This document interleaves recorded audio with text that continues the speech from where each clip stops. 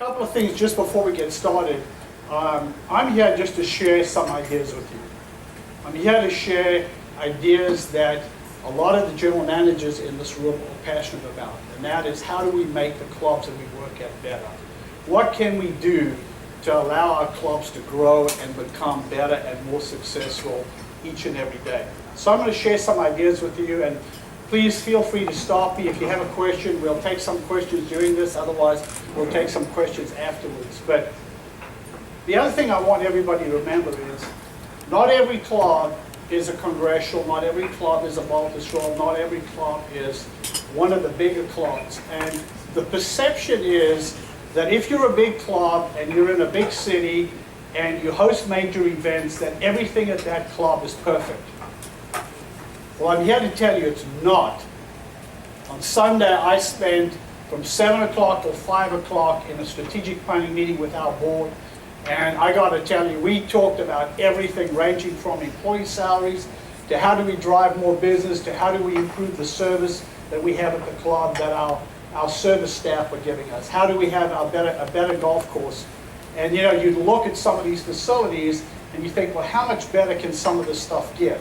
How much more money can we spend on different parts of the club to make it better? And yet you never stop. So hopefully for all of you, there are a couple of key items or key ideas in the presentation today that you can take back to your club. The general managers in the room can take back, the presidents over here can take back and share with the board.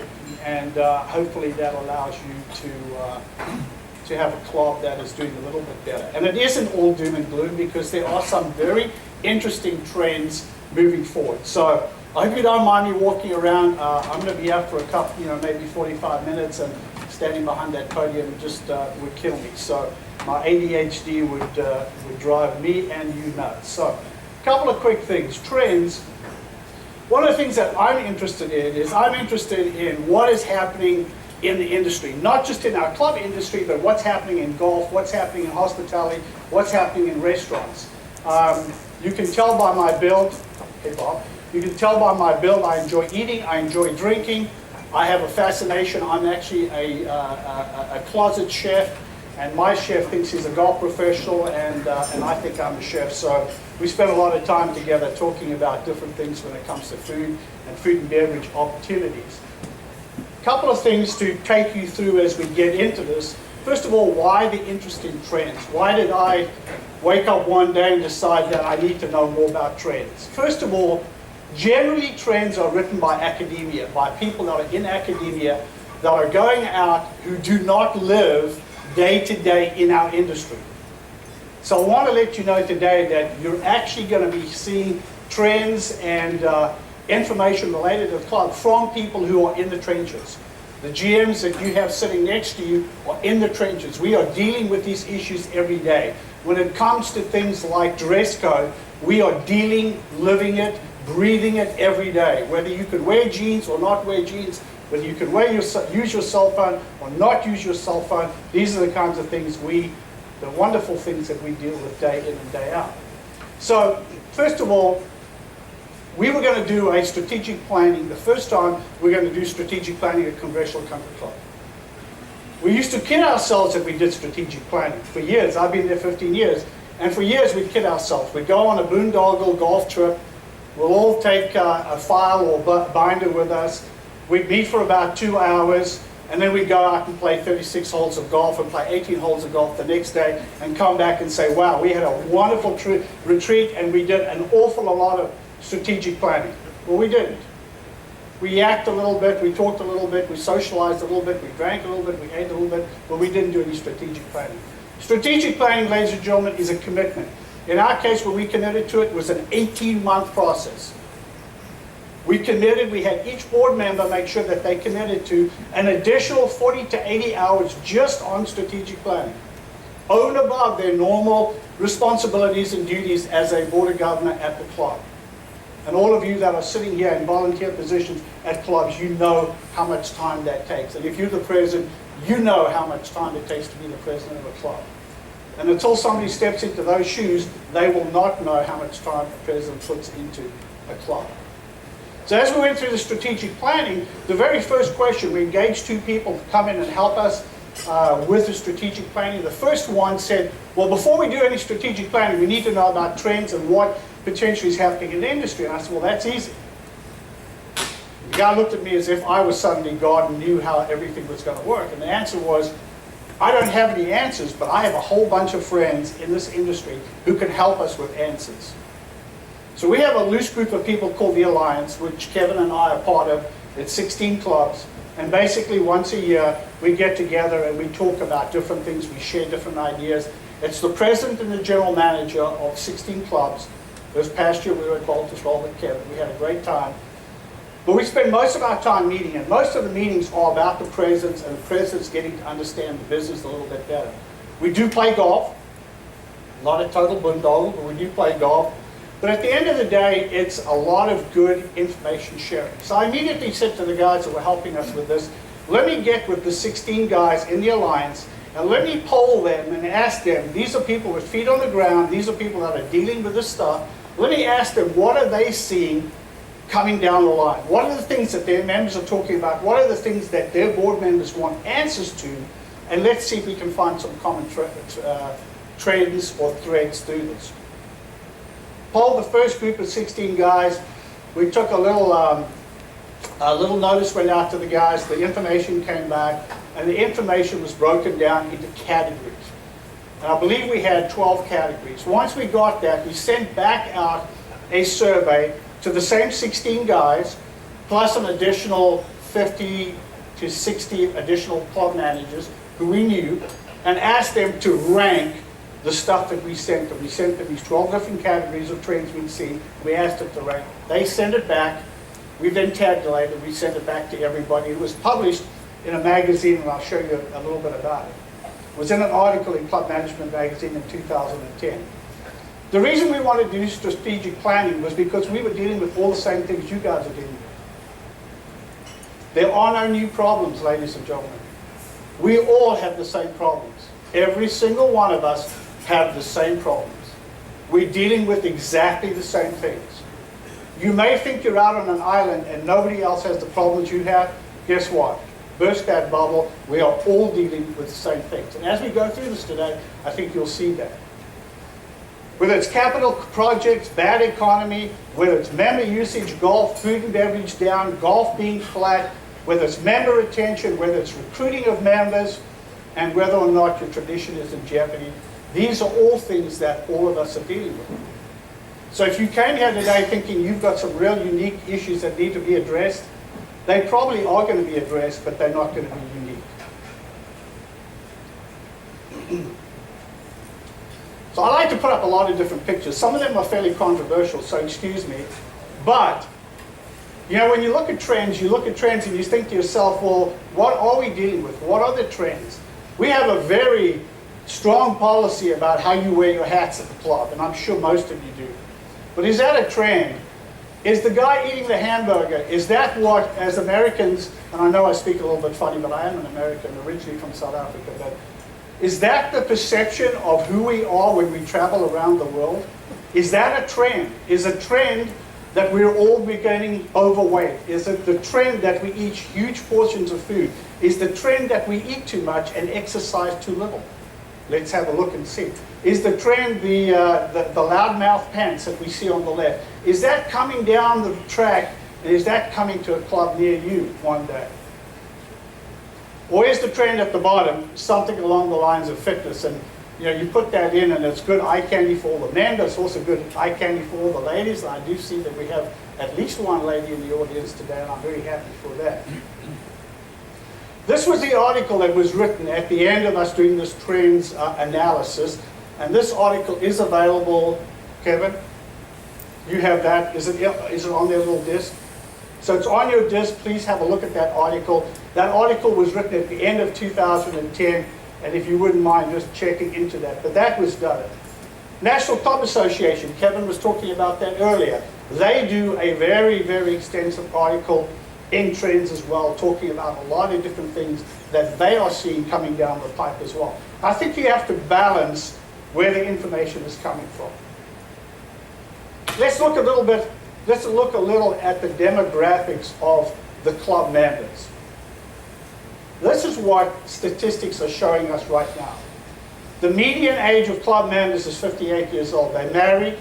Children under 18 years old, about 22%. College degree or more, 70%. Median household income, 170,000. Occupation, at least 55% in management or professional. And the median household asset value of 1.8. This is a luxury business that we're in. This is not your day-to-day business on the corner standing outside a strip mall. This is a luxury business that we're in. We all know that, and it's all a business that as members you make a choice to be a part of. The very first issue, the very first trend we saw was this one, intergenerational issues. And basically it was talking to the fact that members at clubs were living longer. The oncoming wave of the baby boomers now averaging 64 years old. The age gap that lengthens between the younger and the older members. And the reason why this is important to know is because you're dealing with this at your club.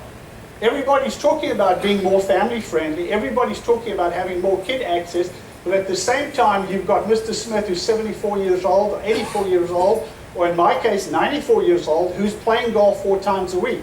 He's playing Tuesday, Wednesday, Thursday, Friday, Saturday. He could care less if he ever sees a kid. He could care less if he ever sees a woman at the club. How do you manage what these trends are telling us and what statistics are showing us? Clubs are challenged to serve multiple generations that have quite different perspectives and very, very different lifestyles. What's good for a 30-year-old married couple with 2 kids is not what's good for a 60-year-old guy like myself and my wife with both kids out of the house. I realize that. I live that. You know, we run around in the big house and it's crazy. We're just not dealing with things the same way we did when we had kids. Here's another interesting slide. Why do people join private clubs? And you can put yourselves into one of those categories. But we used to think that people joined private country clubs because it was 54 or 56-year-old males who wanted to play golf. Right? That's the perception. The reality is, today, women are driving our business. We only have one lady in this room. And women are driving this industry and this business. And I wonder how many of us are actually sitting up and, oh, 2 more. We have 3. Wonderful. Tripled our intake right there. I wonder how many of us are actually thinking about that and how many of us are actually driving the club and doing our strategic plans according to the fact that women are now making these kinds of decisions. So a couple of quick things. The reason for joining private clubs today by gender, women are choosing to make choices to come to clubs. This is in general, 4.3 out of 5 times women are doing it because of dining. Second, men for golf, women then for golf. Huge potential for women golf. Men dining, women swimming, women social activities, women private parties, men swimming, men social activities. You can see that women, by far, are the decision makers. I would even go as far as to say that when you see the statistics from 2013, it's not only is it women, but it's women with children. And it's children that are help driving through the woman what we need to be providing at our country club. Now, we're not talking about Burning Tree, and we're not talking about Garden City. That's very different. But at most of the country clubs where you have different amenities, this is what's happening. The second trend we're seeing, and again, remember, I'm going to show you the 13 trends at the end of this presentation, and they don't vary very much from what you're seeing right now. The 13 trends, the reason I can't give it to you right now is because it hasn't been published. It's going to be published in November, although you will get the article emailed to you tomorrow. So you'll be able to see the latest and greatest survey that we just did. Increased interest in fitness. This is interesting. We know that the obesity rate in children is off the scale. We know, I don't know about you guys, but I know I struggle every single day with how much I weigh and what I need to do to control myself. Last night, I probably had a pound of ice cream at dinner, after dinner, and it was a real treat because it's not part of my normal. There wasn't a scale in my hotel room, so I didn't have to go and worry about weighing myself. But it's interesting if you're having a look at this. Most members today have made a decision, a conscious decision, to adopt a healthier lifestyle. And that's the reason why a lot of us are living a little bit longer. And that's why today at 60, it really is the new 40 or the new 45, depending on who you talk to. Club members are looking at a wide range of fitness techniques: personal training, Pilates, yoga, Wii, PX90, spinning, Zumba, and aerobic dancing. Here's the kicker. When I started at Congressional Country Club, fitness was done in a room that was a broom closet. It had a bicycle, it had a treadmill, and it had a couple of stacked weights down on the side. That grew, the very first renovation we did, to 2,200 square feet. We now have 8,000 square feet, and it's too small. If we had 15,000 square feet, it would still be too small. It's a separate membership. You join Congressional, but you pay additional fees for fitness. And the only reason we did that was because if we didn't do that, we would be absolutely flooded with people wanting to participate. We've just hired a new fitness director. These people are not inexpensive. They're like chefs. They cost a lot of money to hire. But we are getting a demand for all of these things that I'm showing you right here. We have people asking for. I mean, I never ever thought I would see the day when Pilates was being offered in private clubs. And it is. It's not only being offered, the classes are sold out when it comes to Pilates and other stuff. Kids health and fitness, this is not only in the fitness realm, but it's also in the diet realm. In the kitchens and in your restaurants, we are seeing, and a lot of us should be doing, more healthy options for kids.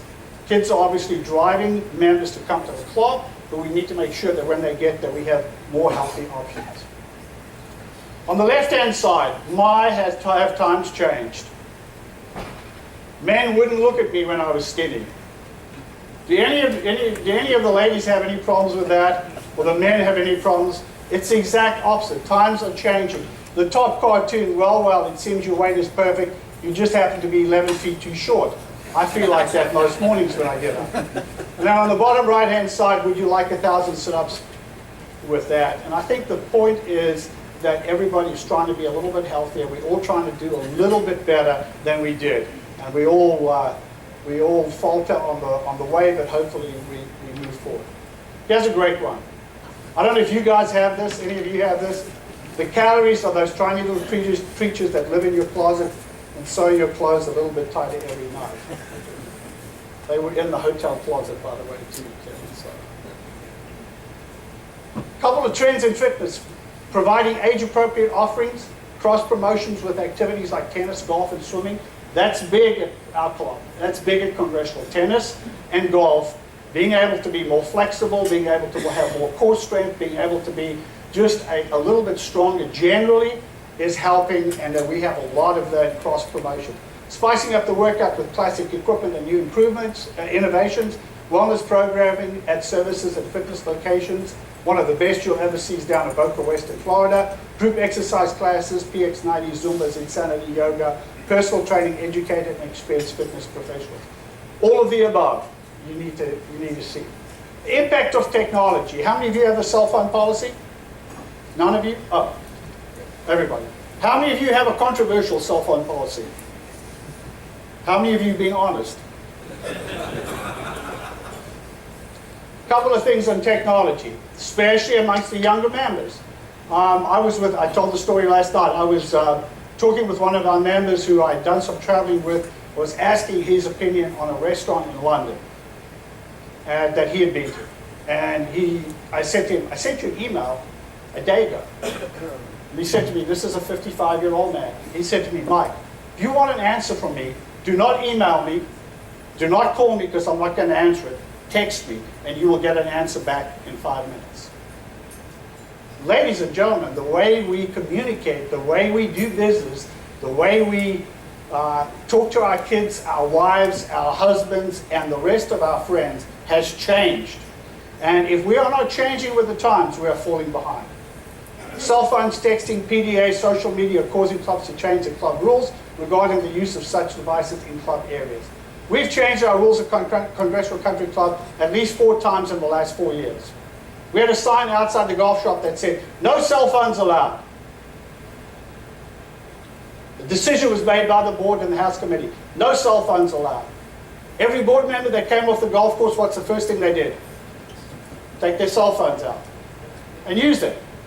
I said, gentlemen, how can I enforce a policy that you can't even enforce yourselves? So we've had to rethink the way we do things. There's a lot of clubs that say you can only use your cell phone in the parking lot. How many families do you think you're going to have come to your club if the only cell phone policy you have is you can use it in your parking lot? Your kids aren't coming.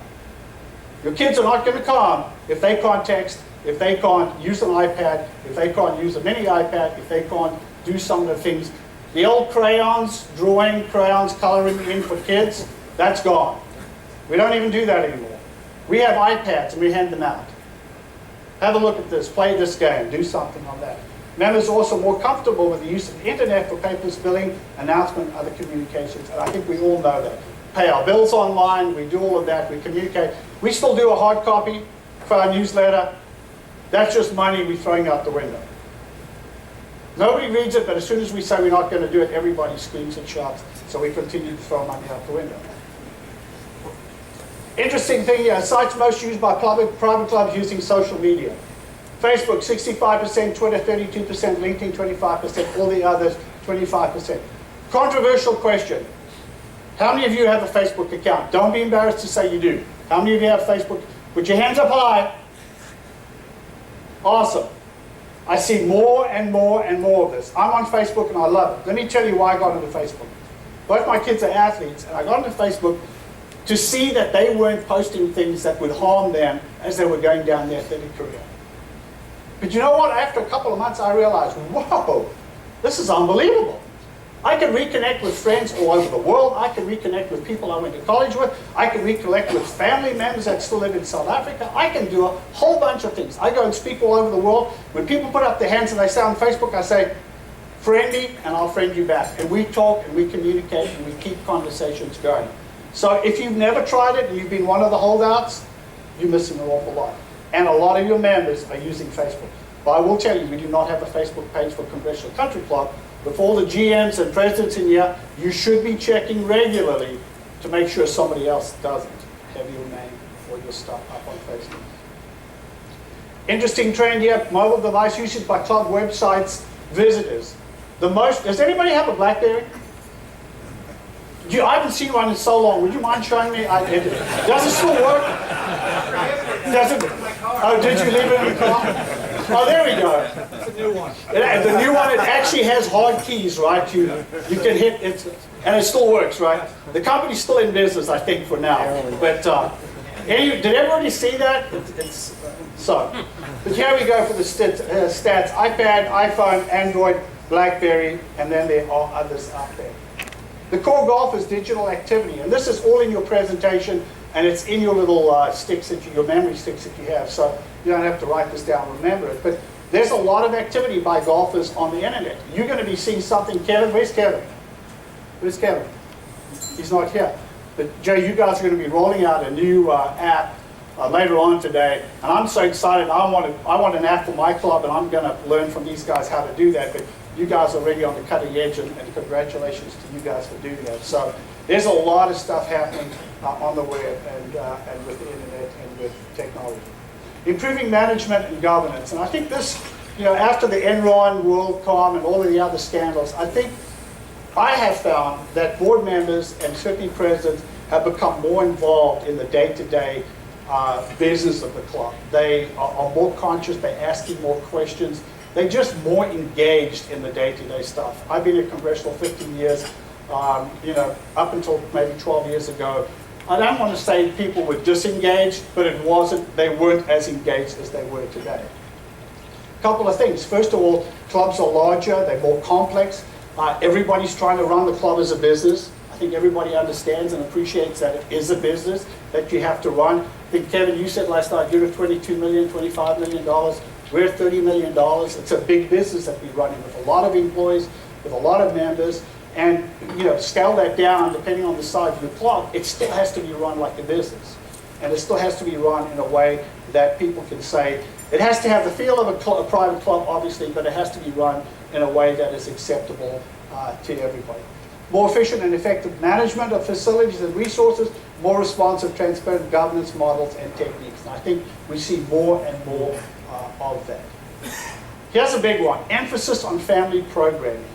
We talked earlier about the importance of the woman in private clubs, but here again we're talking a little bit about family programming. What are you doing to engage families? So Congressional Country Club started off as a political club. Should come as no surprise to everybody. It started off as a place where business people like Rockefeller could actually engage with President Hoover. That's why the club was started. We have zero relationship to any politician or any government official anywhere in the world at Congressional Country Club today. We are a family club. We are there for the enjoyment of families, for husbands, wives, and their kids. And that's why we exist.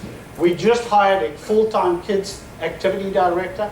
Her entire job, all she does, and she has an assistant, is to make sure that the kids, when they get to the club, have a good time. Attracting younger families often requires an increase in the service of ages and family types, childcare, special areas for youth and children's, clinics, special programs for women's, sports camps, and the like, and really trying to engage the entire family in the process. If we can capture the family, we're capturing everybody. I want the mother to come out and do fitness. I want her to play tennis. I want her to have a bridge party at the club. I want her to eat at the club. I want her to come back and have dinner with her husband and her kids at the club. I want the kids in camp. I want the husband playing tennis, playing golf, and swimming. I want the family engaged. If we can engage the entire family, we're going to do a lot more business than if we have dad come in, play around the golf, have a drink, and leave and go home. Here's one that's not controversial. The demand for a casual environment. I'm just kidding. Hugely controversial. So last night when we were sitting having dinner, I mentioned just casually, Jay, that we allow jeans. The people at the table nearly fell off their chairs. Jeans at Congressional Country Club. Yes, we have jeans. We allow t-shirts. If you wear a t-shirt, you have to wear a sweater over your t-shirt, but we allow t-shirts. We allow your shirt to be untucked in the member area. If you have a shirt that was designed, now we get very technical here. You have to be wearing a shirt that was designed to be worn out. So you're looking at Tommy Bahama style shirts, you wear them untucked. What do the kids of today, how many people in here under 35, under 40? Bunch of them. Do you prefer to wear your shirts in or out when you're wearing a dress shirt going out with your friends? Out. Right? That's how kids wear today. I've got kids, that's what they do. They wear their shirts out. That's the new style. And they'll wear it with a blazer to smarten it up, to make it look a little bit better. We have to move with the times. We have to look at it. Now, we're going to talk about traditions a little later, but we still have to be aware of this. So yes, we do some of these things. Businesses of all types of modified standards of dress to meet the growing demand for a casual, more relaxing environment. The trend extends to dining with the emergence of sports bars, bistros, and the like. How many of you do formal dining? How many of the people that have their hands up have a successful formal dining? Thank you. One. I need to come and get schooled by you. I have not seen a successful formal dining program. We keep it going, we lose a ton of money, we keep it going. Why? Because it's formal. The food's fantastic, it's the same chef, puts up the same food, does a great job. Why are people not coming? They don't want to sit in the stuffy environment, they don't want to put on a tie. When I go home after a day's work at the club, the last thing I want to do is for my wife to tell me that I have to keep my tie on to be able to go out and eat somewhere. I want to put on my jeans, I want to put on a golf shirt, I want to be able to put on a pair of shoes without any socks, and I want to go and have something to eat. So what is different between me and my members? Zero. They go to work in Washington, D.C., they come back into the suburb. When they come past Congressional Country Club, do you think they want to turn in there and have to go to dinner and wear a tie? The answer is no. They want to come in and go downstairs into our informal area, or they want to go home, pick up their kids, put their jeans on, and come back and use the dining facility. Ladies and gentlemen, we have to wake up. We have to really rethink the way we're doing things. And it's been a constant for us in the last 4 years. And I'm not saying what we do is good for all of you. I'm just saying think about it. I'm just saying you want to think about it. And you need to, if you're at least thinking about it and you're aware about it, I think things are moving in the right direction. It's when you don't think about these things that they come back and bite you. You suddenly wonder why your food and beverage revenues have dropped. You think, I can't understand it. The chef's still doing a great job. He makes a great meal. Why is nobody coming? We've got to ask ourselves that question. Changing menus, diet, and food preferences. So now, being a self-confessed foodie, I could spend an hour talking to you about this. It's changing, ladies and gentlemen. The traditional country club fare that we all grew up with at private country clubs around the world, and it's not unique to the United States, it's in South Africa, it's in Australia, it's in New Zealand, it's in England, it's in the UK, it's in Ireland, it's all over. That fare has changed. People don't eat the way they used to eat. People don't sit down to a big fat meal all the time. People do small plates, people do sharing, people do tapas style. Different things are coming through, and you know what? We have to keep up with those trends. I'm not suggesting that you have to have a sushi bar. But I will tell you what we do have at Congressional. We have a steakhouse. We had an empty room, and I saw, and again, no new ideas. We steal ideas from everybody, as do all the other club managers, and steal ideas. And there are going to be a couple of ideas today that I know people are going to steal, but I want you to steal them. We have a steakhouse. It's only open at night, but it is a real steakhouse. And it evolved out of a number of conversations I had with members. I'd be walking around the club, and a member with these 3 guests would walk by me, and he'd say, Mike, I had the greatest experience there. Great time on the golf course. Golf course was fantastic. Went into the Founders Pub, which overlooks the golf course. We had drinks, we had appetizers. It was absolutely fantastic. Well, where are you going? Oh, we're going downtown to a steakhouse. What? Why are you going down to a steakhouse? Well, you know, the steaks here are good, but it's really not steakhouse quality. I said, to hell with that. We're going to have our own steakhouse. So we took a room that wasn't being used, that was adjacent to our lower level kitchen. I spent $20,000 on a Montague griller, which is the one griller that can actually do a steak the way they do down at the Capitol Grill or Ruth Chris or any of your favorite steakhouses, and started doing a steakhouse. We are full every night, ladies and gentlemen. Not only that, our average ticket check has gone up more than 4 or 5 times. We sell more high-end wine because those same people who were leaving to go to a steakhouse are now coming and using our facility to eat our steaks and to drink our expensive wines. And we do it exactly the same as Ruth Chris does, and we do it exactly the same as Morton's or Capitol Grill. All a la carte, all a la minute, everything comes out as side orders. You order whatever you want, and you know what? It's hugely successful. So the room probably seats 60. We probably, on average, have got 45 to 48 people in there every night. We open Tuesday through Sunday. It's become the most popular dining place. Jeans are allowed, casuals allowed. Upstairs dining room, dead.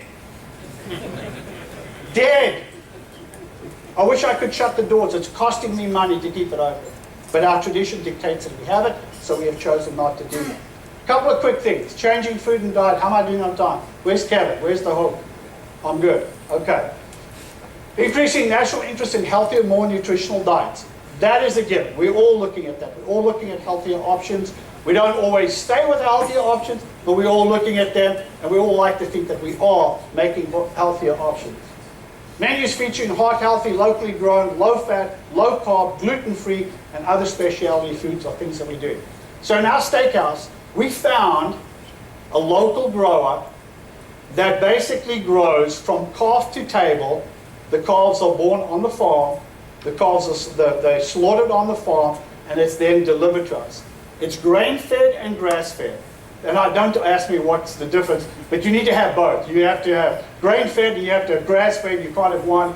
One alone is not good and the other one alone is not good. You have to have the two together. But we advertise that. And that's a big selling point for us in the steakhouse because nobody else in town is doing that. So that's our unique selling point, is that we have that. And we have that with our pork, we have it with our beef, we have it with our lamb, etc. So you need to be looking at some of those stuff. A couple of other things: locally sourced meat and seafood, locally grown produce, keeping your carbon footprint down, nutritionally balanced children's dishes. You know, what do most clubs give kids when they come into a restaurant?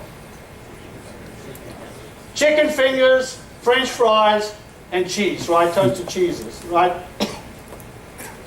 But you know what? Kids today have got a more sophisticated palate, and there are menus out there. If your chef wants to, he can put out some really good stuff that actually, believe it or not, tastes good and actually will encourage a lot of the kids to come in. For example, instead of milkshakes, a health smoothie. Today you can't taste the difference. You seriously can't taste the difference. And that's sort of the kind of idea that we have to play with. Sustainable seafood, gluten-free, food allergy conscious. A year ago, we have a new chef who's been there just over a year. A year ago, if somebody had come in and said gluten-free, all of us would have fallen down on our backs. We would have been shocked. Today we deal with gluten-free all the time. That's in the space of 12 months. A new chef in 12 months, we're now dealing with and trying to provide all of our members with an option of gluten-free for those that have that as an allergy. Simplicity, back to basics. I think a lot of us are doing that. Locally produced beer and wine, that's a big thing. We're close to Virginia. A lot of wine being grown in that area. A lot of pubs, a lot of microbrews. We're trying to do a lot of that. Half of smaller portions for the same price. As you get older, you probably don't need to eat as much, so you're looking at small stuff. Tupper style, small plates. We do a ton of small plates at our bar, in our bar area, but also in our restaurants. So members can mix and match and be able to take smaller plates and share with each other. I tried to share with Warren last night, he wouldn't let me share. I tried to share with Kevin last night, he wouldn't share, so I don't know, that hotel didn't get the message. And then organic produce. A couple of other things. Coffee is huge, as most of you know. I've been going to the same Starbucks for the last 15 years. When I don't get there one day, all hell breaks loose. They want to know why I'm not there.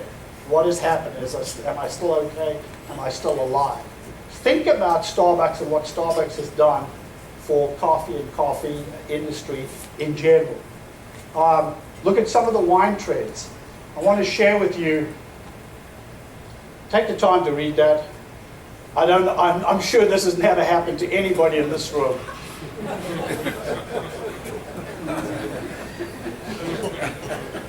I got to admit, the reason I put it up there because it's happened to me many times. But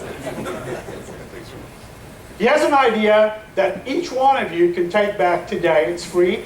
Take the idea, use it, share it, and share it with others. So when we opened up the steakhouse, I was trying to think of a unique selling point for our wines. We were selling a lot of high-end wines, but we are predominantly a golf club. Even though we're a country club and we don't advertise ourselves as a golf club, most of the members of Congressional Country Club, if you ask them, say the first word that comes to mind about Congressional, it would probably be golf at the blue course, would be the first thing that comes to mind. I was looking for something that was very unique that we could tie in with our steakhouse. And the thing that I came up with is I started, being from South Africa, there are a number of South African professional golfers who have wineries that are tied to wine. I said, well, if there's that many from South Africa, I wonder how many there are worldwide that do wine. So I started doing the research, and there's about 18 people, 18 professional golfers living and dead whose names are associated with wine.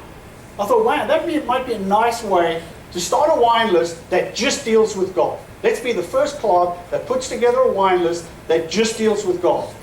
And once you go in and start digging in there, there's a lot of different wines. Greg Norman, Mike Weir, Ernie Els, all the South African guys, Greg Norman,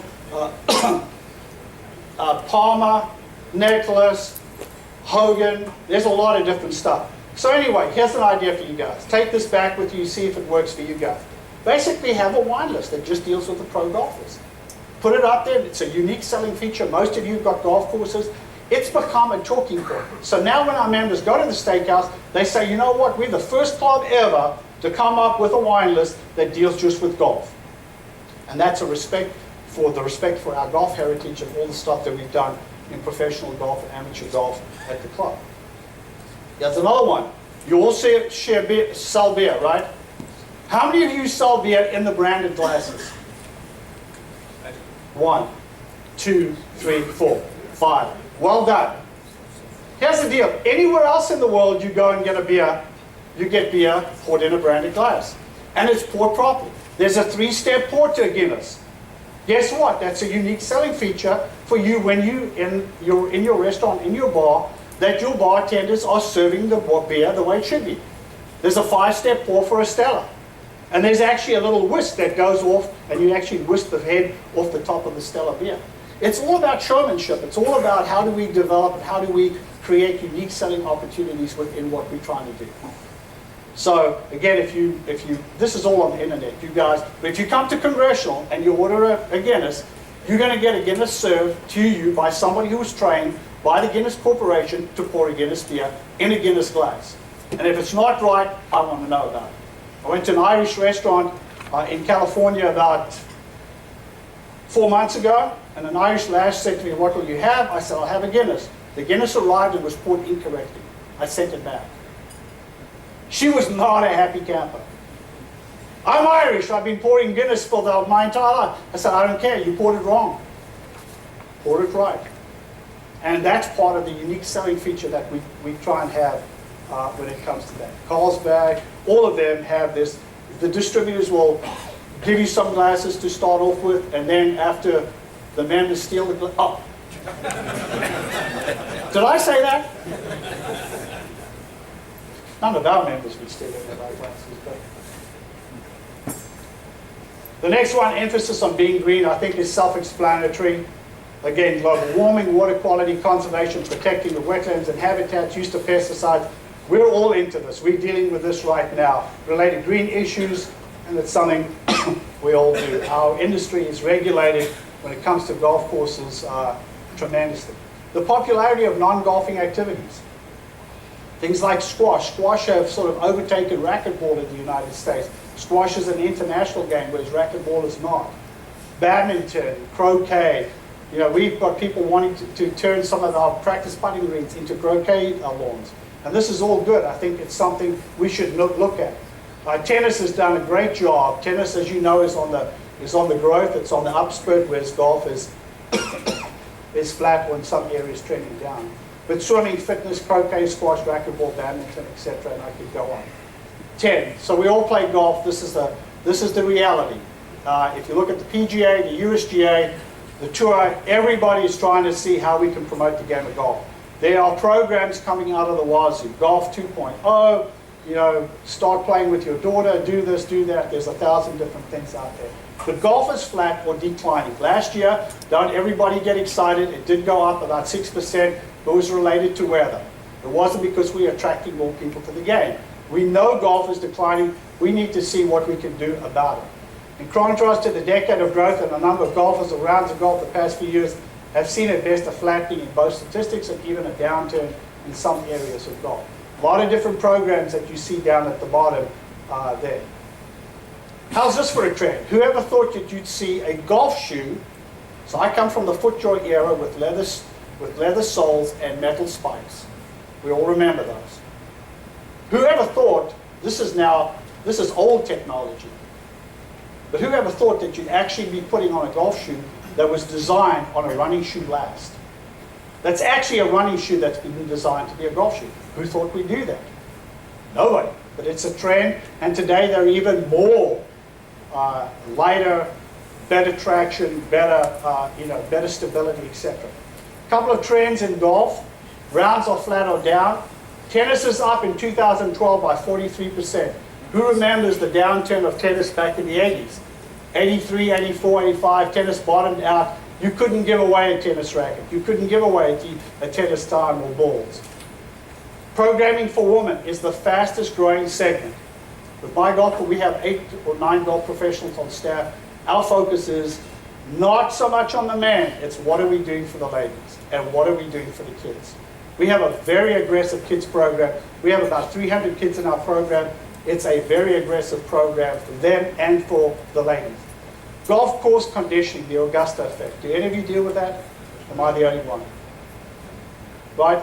So how many of you know how many months Augusta is open? No, 3's pushing it, but it's open 5 months of the year, right? And it's open at the best time to grow grass. Not only that, they have under-green heating, under-green cooling, and they've got sub-air. So if you don't get a perfect experience at Augusta, and Jim James is the general manager and a friend of a lot of us in the room, he would tell you that if we can't get it right, nobody can get it right. The problem is, in Washington, D.C., and maybe up at Baltusrol and other parts of the Northeast, in the middle of summer when the humidity is over 100% and the temperature's over 100%, guess what kind of grass we're all trying to grow? Cool season bent grass, right? Absolutely. Why? Well, we do it, right? It's the best putting surface. But what comes with that? that comes with less desirable golf course conditioning. And what comes with that? A lot of complaints, a lot of noise about whether or not the greenkeeper should keep his job, whether he knows what he's doing. This is the same guy who produces the perfect conditions in April and May gets questioned when it gets to July and August because of conditioning. So golf course conditioning is a big thing. It's a big thing in my life. I deal with it virtually every day. It's something that we talk about a lot. Budgets. Just went through a budget cycle, and we had a strategic meeting I told you on yesterday, on Sunday, from 7 o'clock till 5 o'clock, and we spent 4 hours talking about budgets. And everybody's expecting everybody to do more with less. That's just the way it is, and it's the way it's going to be in the future. And we're going to continue, after listening to the previous speakers, we're going to have to continue to do that and tighten our belts. Golf pros, I won't spend a lot of time on this, but golf pros, you have those that are independent contractors and those that are employees of the club. Kevin's got an independent contractor who reports to Kevin. I own the golf shop. The golf professional reports to me. It doesn't matter what you have. The trend is down on the independent contractor and more to a full-time professional being a part of the facility, a part of the employee. So the most calls I get is when somebody's transitioning from an independent contractor to a full-time staff member. I get a lot of calls, I think because of my background in golf, I get a lot of calls about how to handle that. But that is the trend moving more to the full-time employee. Caddy programs, pull cards every 4 years. Somebody at Congressional gets up and says, we need to have pull cards. It's not part of our tradition. Goes away, 4 years later, we need to have pull cards. So pull cards is something that people are talking about. Anywhere else in the world, everybody has pull cards. You go to Australia, New Zealand, South Africa, England, Wales, Scotland, Ireland, I don't care where you go, France, everybody has pull cars, electrical push cars that are electrically worked, those that are guided by GPSs. So it's something that we need to be aware of. Staffing, the quality, the availability, and wages. I don't know anybody that says today, any kids coming out of college that say, I want to be a career caddy. Do any of you know that?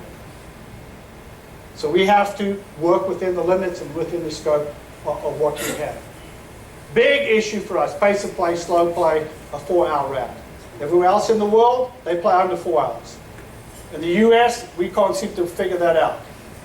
We were talking about pace of play at our board meeting. This is the 3rd time in 15 years at the club that we've seriously talked about pace of play, new group of board members, and we believe that this is the first time pace of play is an issue. Pace of play, ladies and gentlemen, dates back to the early 60s. The PGA of America came out with a pace of play manual back in '62. And it's available for anybody to read, and what was said then is what should be done today. It is an issue. We've had to go to a disciplinary action with pace of play to get our pace of play on pace, and right now we are doing pretty well. Cost of merchandise, Edward Watts golfed him. The only thing there I would say to you is we have a brand. Each of you have a brand. It's your logo. Whether it's Congressional, whether it's Multi-Straw, whatever it is, you have a logo. You're selling the exact same shirt sometimes that they're selling in Nordstrom's, Macy's, wherever it is. What differentiating you is the logo. You have to obviously make sure you protect that. And then lastly, making golf easier, more enjoyable for all, and that's the Tee It Forward. That's the best program that anybody has ever come up with. And the whole concept of that, for those of you that are still playing from the back tees, or for 17 handicap, not that there are any in this room, the whole idea of that is to have you play from a tee that the shot into the green is the same as what a professional would be hitting from that position. If you think about it like that, everybody would probably be a lot better and have a lot more fun. You know, I go out and play very seldomly, but when I do go out and play, I want to play as far forward as anybody will let me. And a lot of my members want to play as far back as they can, and these are guys sometimes that are 10 years older than me. 5 things in common for core golfers. Core golfers today are practicing more.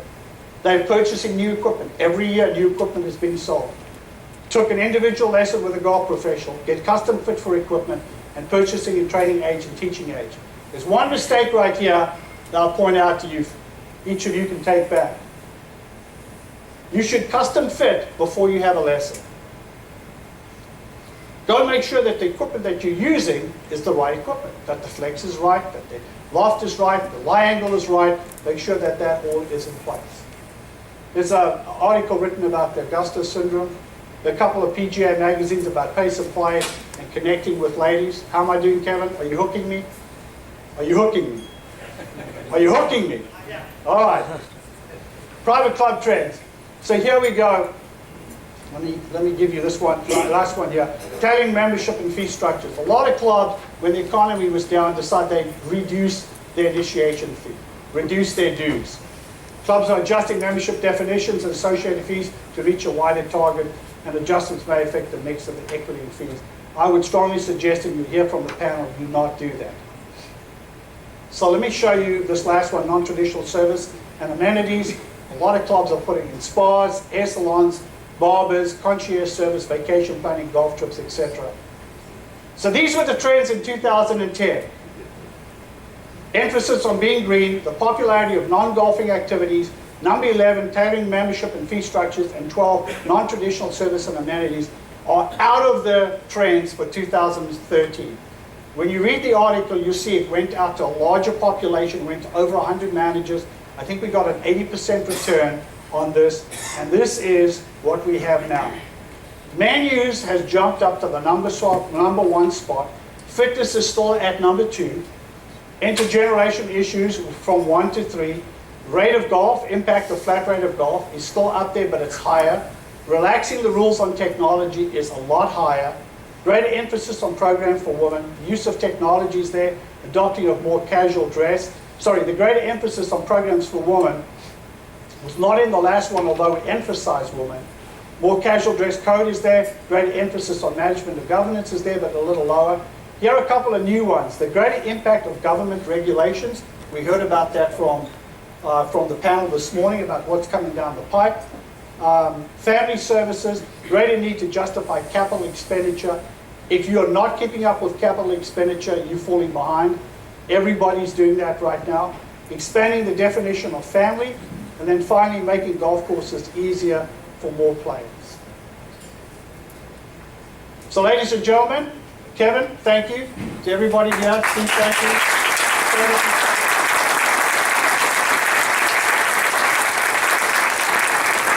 Appreciate the time, and I do want to thank our host.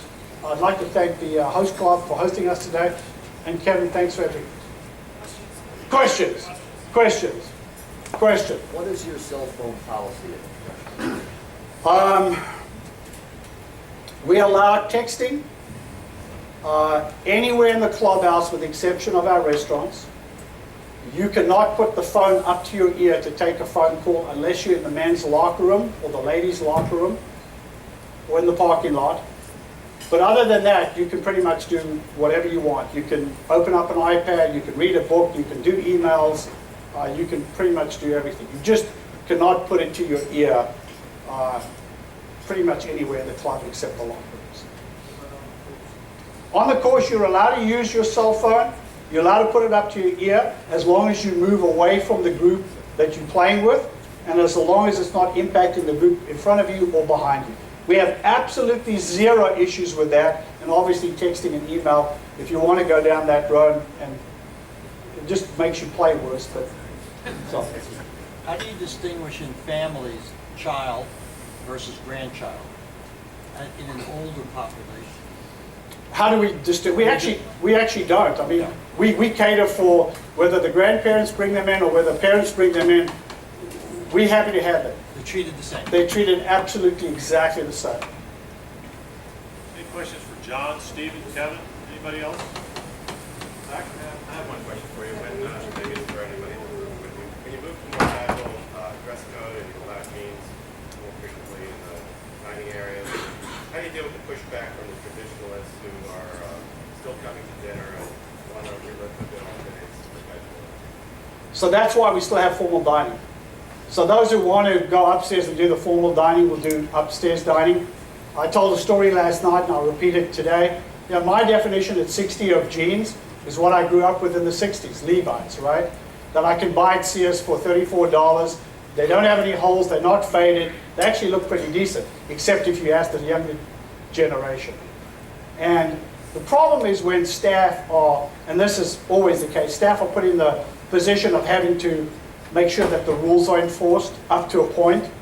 And you know, we've had to say what our definition, no, when I say our, not my definition, but what the House Committee and the board's definition of jeans is.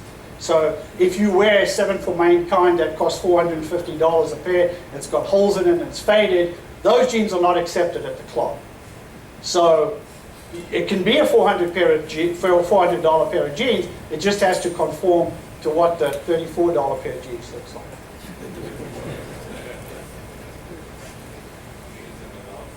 No jeans on the golf course. Very strict rules for the golf course. I think most people are that way, except if you live in Hawaii or some of the other places. Hats have to be forward, hats have to be off of the clubhouse, shirts have to be tucked in, shorts have to be, golf short length. I mean, Kevin was telling a story about how long it took him to change the short rule at Baltusrol, and I was in Australia a couple of months ago, and guys were telling me that they'd spend 6 months to decide to go from the long socks to the short socks, and then how short should the short socks be? Like if you got long socks and long shorts, why would you not just wear long pants? So, any other questions? Let's do one more. Any issues with children in locker rooms? Can you talk about that? I know that some of our younger members will get some change shoes. So- Children in locker rooms is the question. Yeah, we have. We just have an age restriction. So 16 is our age restriction in the men's locker room, ladies' locker room. We have some ladies that will take infants under 2 in to change and do that, but it's really not an issue for us. We have family locker rooms, we have family change rooms, we have swim change rooms, we have swim lockers. So there's a number of different